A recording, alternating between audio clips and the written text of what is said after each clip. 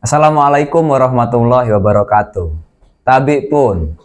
Halo teman-teman semua, bertemu lagi kita dalam ruang bicara publik ya, dalam playlist Suara Reza. Bersama saya Reza Zikri Fauzian, peneliti Rubik Center. Hari ini teman-teman kita lama tidak berjumpa ya, karena saya akhir-akhir ini cukup banyak beberapa aktivitas kegiatan bersama teman-teman, sehingga harus mengurangi jadwal untuk tapping, untuk kita ngonten lagi. Teman-teman, pada kali ini kita akan membahas tema yang berjudul pentingnya kepala daerah berjejaring nasional. Kenapa kita membahas tema ini? Pilpres sudah selesai, teman-teman. Ya, pemilihan calon presiden, wakil presiden sudah selesai, pemilu sudah selesai, legislatif sudah selesai, sudah terpilih meskipun baru muncul hasil quick count ya, hitung cepat, dan juga dari hitung sirekap dari sistemnya KPU, hitung yang online yang kita bisa lihat bersama-sama semua. Dan juga di beberapa kabupaten, DPRD kabupaten dan provinsi sudah mulai muncul beberapa nama calon-calon anggota legislatif terpilih ya.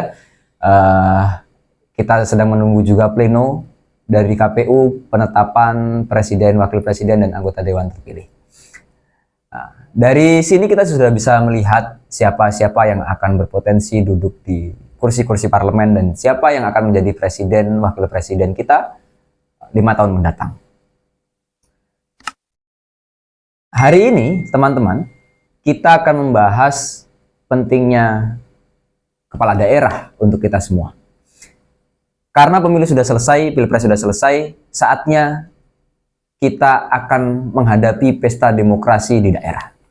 Yaitu calon-calon kepala daerah yang sudah bermunculan di setiap daerah kita, kabupaten, kota, dan juga provinsi, sudah mulai nampak ya di permukaan, sudah mulai banyak gambar-gambar dia mulai bermunculan pasca pemilu ini, karena juga tinggal sebentar lagi, tinggal beberapa bulan lagi, kurang lebih ya 6 bulan ke depan ya, kita akan menghadapi pilkada. Pasti dalam waktu yang 6 bulan ini, semua orang yang memiliki arah untuk menjadi kepala daerah akan sudah bersiap-siap, mempersiapkan diri dan juga membangun kekuatan-kekuatan di simpul-simpul setiap daerahnya masing-masing. Teman-teman, kenapa judul kita pentingnya kepala daerah berjejaring nasional? Karena ini berhubungan erat. Ya. Pembangunan kita, ekonomi kita, kemudian perkembangan SDM, ekonomi, dan lain sebagainya terkait dengan pengembangan kedaerahan, maju atau bahkan berjalan di tempat atau mungkin malah mundur ke terbelakang. Daerah kita ini tergantung bagaimana kepala daerah dan parlemen di daerah kita. Kenapa menjadi penting? Kenapa temanya itu pentingnya kepala daerah berjejaring nasional? Nah, kita urai satu persatu, teman-teman.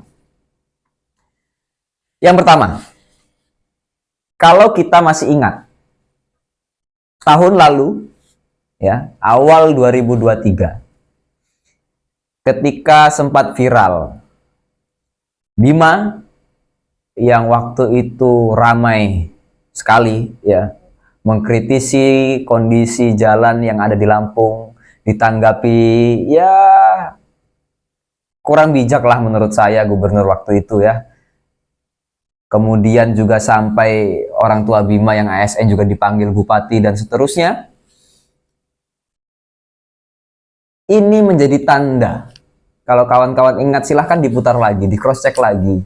Kita ingat-ingat, flashback lagi bagaimana ketika gubernur kita di Provinsi Lampung mendapatkan bantuan dari pemerintah pusat, sangat gembira. Sisi yang pertama, teman-teman, oke. Bagus, itu bagus. bahwa pemerintah daerah itu mendapat alokasi dana dari pemerintah pusat. Tapi sejatinya itu muncul bukan murni karena kecanggihan atau daya lobby kepala daerah, tapi karena itu viral, itu muncul di dunia publik, bahkan menjadi isu nasional beberapa minggu ya, membuat gerah Presiden Joko Widodo waktu itu, yang akhirnya harus memberikan dana itu, mengalokasikan dana itu untuk memperbaiki infrastruktur yang ada di Lampung. Artinya sampai harus presiden turun tangan. Nah, kira-kira gitu. Kemudian yang kedua,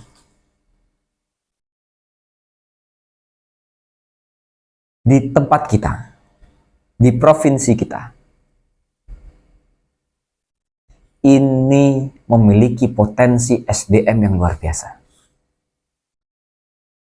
Memiliki potensi wisata yang luar biasa. Kita mau ke Krui, Tanggamus, Sawaran, Lampung Selatan, Lampung Timur, Waikanan, banyak sekali potensi destinasi wisata yang bisa dioptimalkan, yang bisa dibangun. Salah satu contohnya. Kenapa wisata? Dengan berkembang pesatnya wisata, roda perputaran ekonomi untuk masyarakat sekitar akan berkembang. Setidaknya warga sekitar tidak berpotensi semakin banyak pengangguran. Yang kedua, PAD kita pasti akan bertambah. Ya, penghasilan asli daerah itu, penghasilan daerah itu pasti akan bertambah. Nah, dan yang pasti ini efek positif ketika itu berkembang. Salah satu contohnya.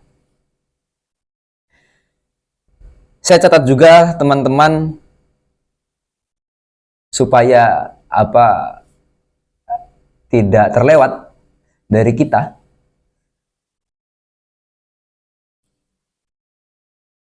Pembangunan daerah, majunya daerah, itu tergantung bagaimana kepala daerah memiliki jejaring, memiliki komunikasi yang baik kepada pemerintah pusat.